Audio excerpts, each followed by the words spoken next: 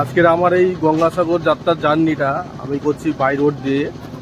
এর প্রথমটা হচ্ছে 70% তোমাকে নয় ট্রেনে করে আর নয় বাসে করে আসতে হবে। বাসে এত ভিড় ছিল তাই তোমাদের কিছু দেখাতে পারিনি বাসের ভিতরটা। আর এখন আমি আছি এই নতুন রাস্তার মোড়ে। তোমরা বাসে করে এই নতুন রাস্তার মোড়েই আসতে হবে, বাসে করো বা ট্রেনে করো, এই নতুন রাস্তার মোড়েই আসতে হবে।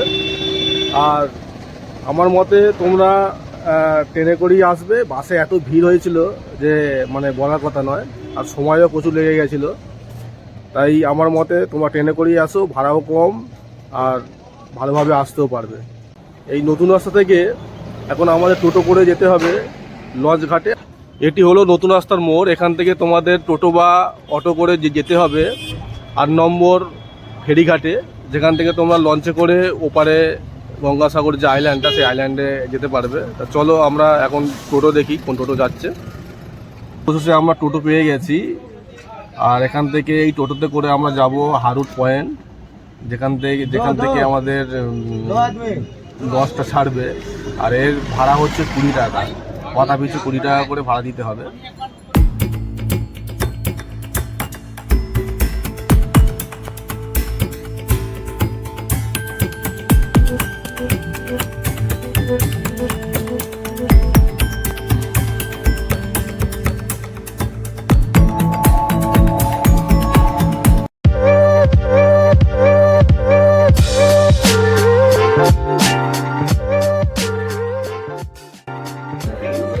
প্রায় আধ ঘন্টা হেঁটে আসার পর অবশেষে আমরা পৌঁছে গেলাম 8 নম্বর ফেরিঘাটে।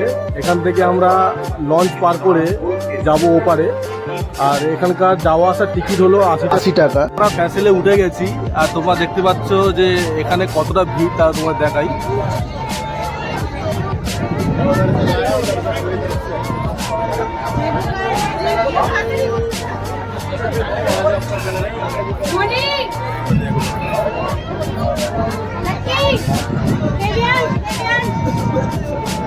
প্রায় 500 থেকে 600 লোকের মধ্যে আছে।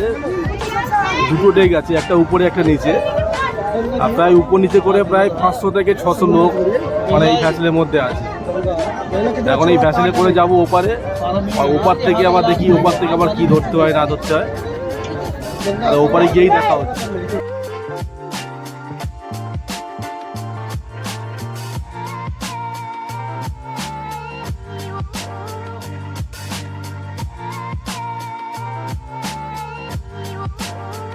কুম্ভ মেলার পরে গঙ্গাসাগর মেলা ভারত তথা বিশ্বের দ্বিতীয় বৃহত্তম হিন্দু মেলা।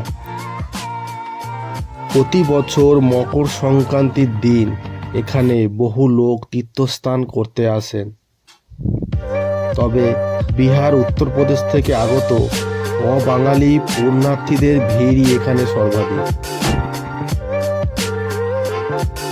শীতকালে অনুষ্ঠিত এই মেলাটি সাগরদ্বীপ এবং এর আশেপাশে বিভিন্ন আচার অনুষ্ঠান, প্রদীপ জ্বালানো এবং মন্ত্র উচ্চারণ করার জন্য তীর্থযাত্রীদের একটি বার্ষিক সমাবেশ। অত্যন্ত উৎসাহের সাথে এই মেলাটি উদযাপিত হয়, আর এই উৎসবটির সাংস্কৃতিক এবং আধ্যাত্মিক তাৎপর্য প্রচুর। সাগরদ্বীপের দক্ষিণে হুগলি নদী বা গঙ্গা নদী আর বঙ্গোপসাগরের যে সঙ্গমস্থল সেটি হিন্দুদের কাছে খুবই পবিত্র। সুদূর হিমালয় থেকে আসা সাধু সন্তরা এই মেলার বিশেষ আকর্ষণ। আধা ঘন্টা ভ্যাসেলে থাকার পরে অবশেষে আমাদের ভ্যাসে এসে পৌঁছেছে কচুবেড়িয়া ফেরিঘাটে। আর এইখান থেকে প্রায় আরও আধা ঘন্টা কি 15 মিনিট যাই না দেখি, এখান থেকে আবার হেঁটে যেতে হবে, আবার বাসে উঠে আবার গঙ্গাসাগর পৌঁছানোর জন্য। এই মেলার সবথেকে বড় আকর্ষণ হলো তীব্র শীত উপেক্ষা করে কেবল ছাইভস্য গায়ে মেখে অনাবৃত অবস্থায় থাকা নাগা সাধু।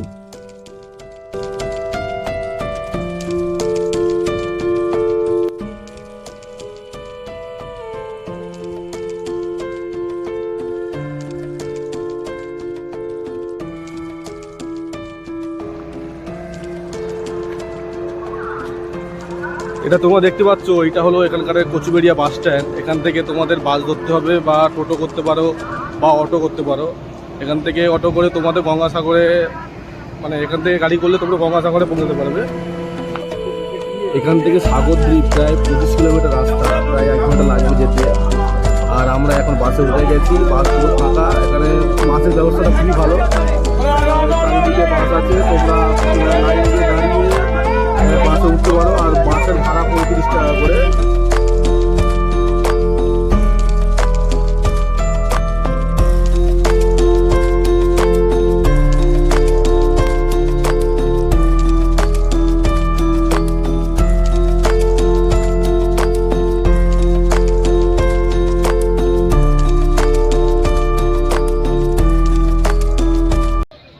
প্রায় 1 ঘন্টা চলার পরে অবশেষে আমাদের বাস এসে পৌঁছেছে গঙ্গাসাগর। এখানে পুরো বাস স্ট্যান্ড মতো করা আছে, পুরোটা দেখো, পুরো বাস স্ট্যান্ড। এখানে শুধু বাস দাঁড়িয়ে আছে। আর এখানে আশেপাশে প্রচুর রিসর্ট পেয়ে যাবে তোমরা থাকার জন্য।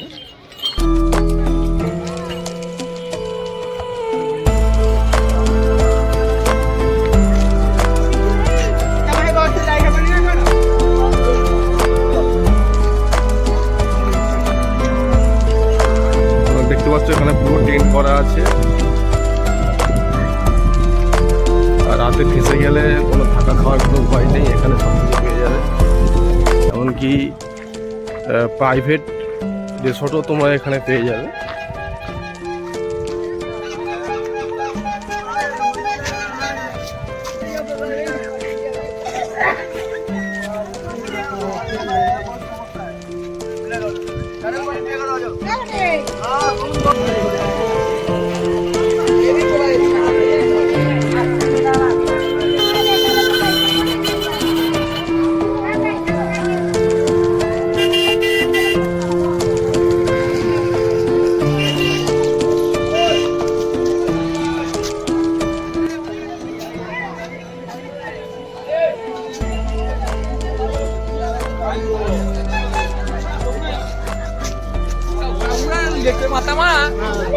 নিয়ে নাও।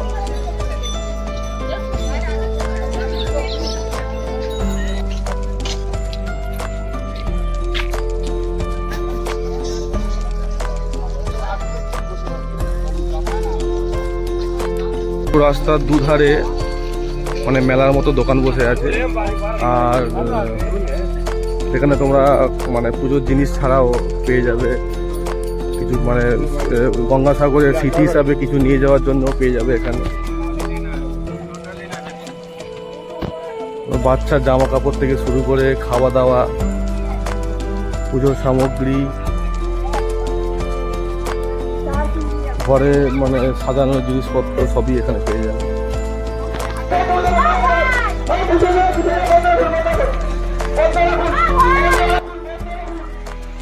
সাগরদ্বীপের দক্ষিণে হুগলি নদী বা গঙ্গা নদী আর বঙ্গোপসাগরের যে সঙ্গমস্থল, সেটি হিন্দুদের কাছে খুবই পবিত্র। হিন্দু পুরাণে গঙ্গাকে সবচেয়ে পবিত্র নদী হিসাবে বিবেচনা করা হয়। এই নদীটি গঙ্গোত্রী থেকে উৎপন্ন হয়ে সাগরদ্বীপে বঙ্গোপসাগরে এসে মিলিত হয়। আর এখানে গঙ্গায় স্নান করলে সমস্ত পাপ থেকে মুক্তি পাওয়া যায়।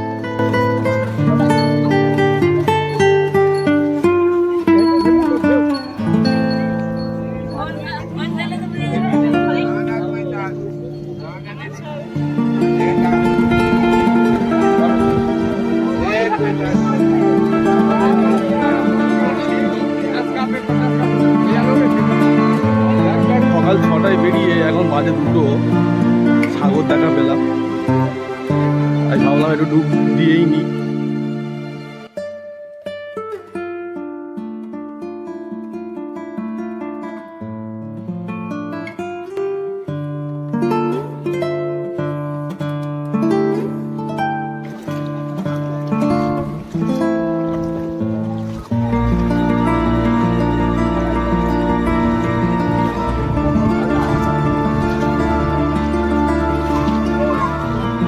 জল বিশাল ঠান্ডা।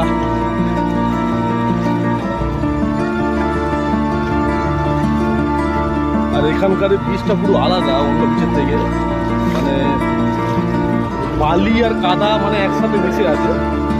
বালি এটা কি বেলে মাটি না কি কাদা মাটি তো বোঝা যাচ্ছে না কিচ্ছু। আর জল পুরো যেখানে সব চান করে এখানে পুরো ঘিরে দেওয়া আছে, আর পুরো পুরো মানে একদম জল পুরো খোলা একদম, মানে কাদা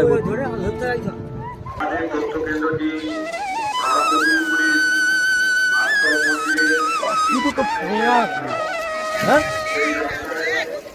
মানে ইয়ে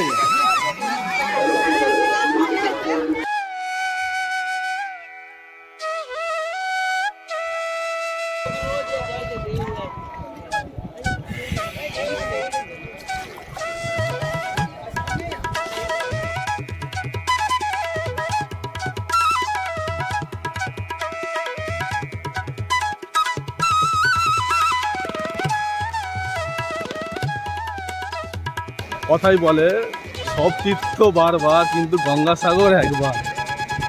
তবে তোমরাও এসো গঙ্গাসাগরে চান করতে, এলে বন্ধু বান্ধবকে সঙ্গে করে নিয়ে আসবে, ফ্যামিলিকে সঙ্গে করে নিয়ে আসবে, দেখবে হেবি মজা হবে।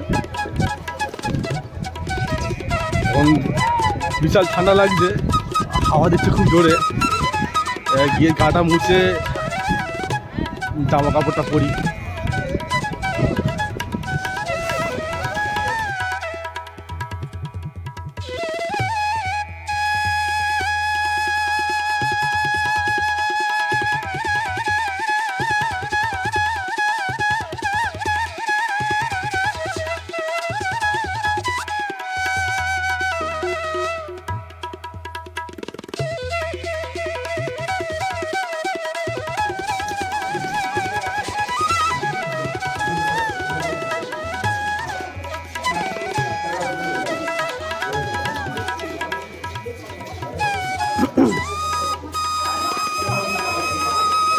মন্দিরে ঢোকার পথে তোমরা পেয়ে যাবে এরকম সব ফুলের সব পুজো দেওয়ার স্টল, যেখান থেকে তোমরা ডালা নিয়ে পুজো দিতে পারো, কপিল মুনির পুজো।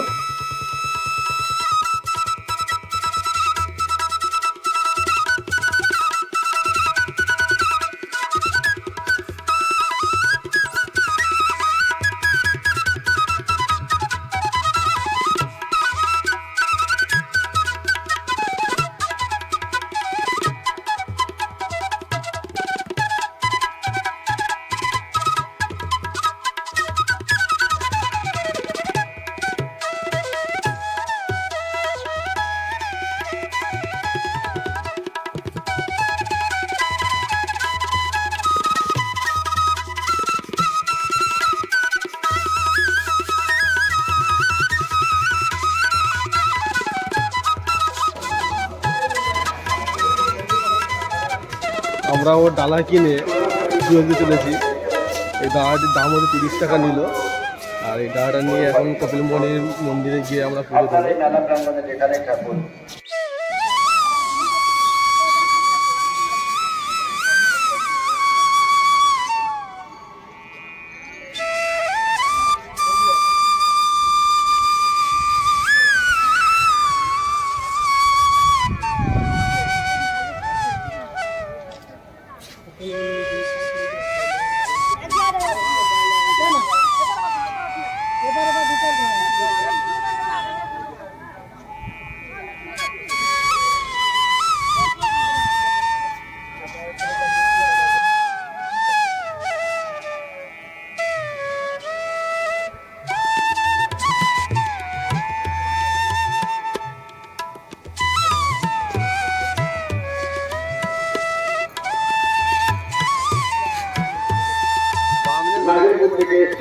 আপনার জন্য পশুমতি নস্কর ও সুমতি হালদার অপেক্ষা করছেন। আমাদের ছোট্ট দেশটি 2 নম্বর আপনার অপেক্ষা আমাদের কেন্দ্রে নিচে করছে। পুজো দেওয়ার জন্য এই পথ ধরে তোমাকে মন্দিরের দিকে যেতে হবে। এখন একটু ভিড় কম আছে, পরে হয়তো একটু ভিড় বাড়তে পারে। একটু দুপাশে তোমরা পুজোর জিনিস দেখতে পাবে, যে তোমরা এখান থেকে কিনতে পারবে পুজোর জিনিস। আপনি বাগদা থানা সরাগ্রাম থেকে এসেছেন সুজিত দাস। আপনার অপেক্ষা আমাদের কেন্দ্রে নিচে করছেন। আপনি এই বেড়াচান এখানে থাকুন। আমাদের তথ্য কেন্দ্রে নিতে চলে আসুন। আমাদের তথ্য কেন্দ্র 2 নম্বর রাস্তার উপরে পুলিশ কন্ট্রোল রুমে বিকশিত অবস্থিত।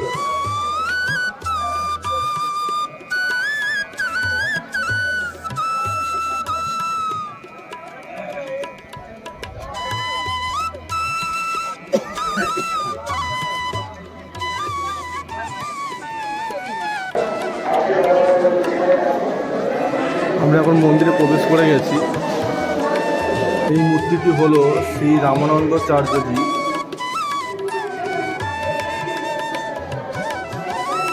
এটা তো সবাই চেনো, নরসিংহ।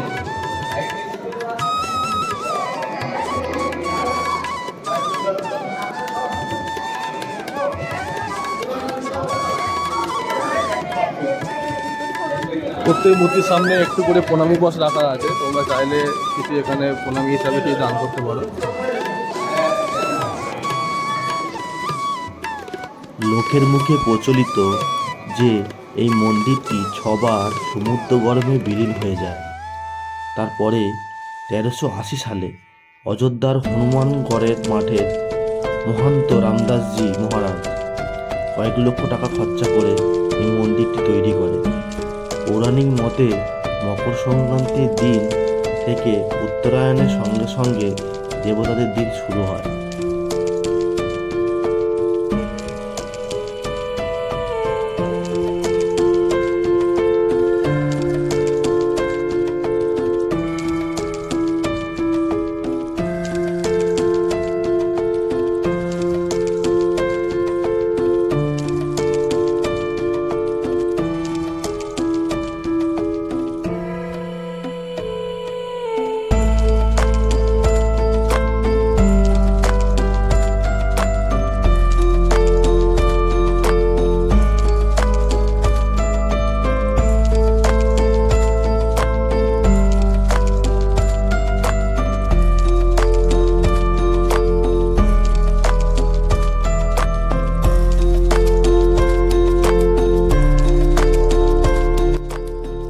কাদম মুনি বা কপিল মুনির বাবা, তিনি ছিলেন একটি পবিত্র ব্যক্তি।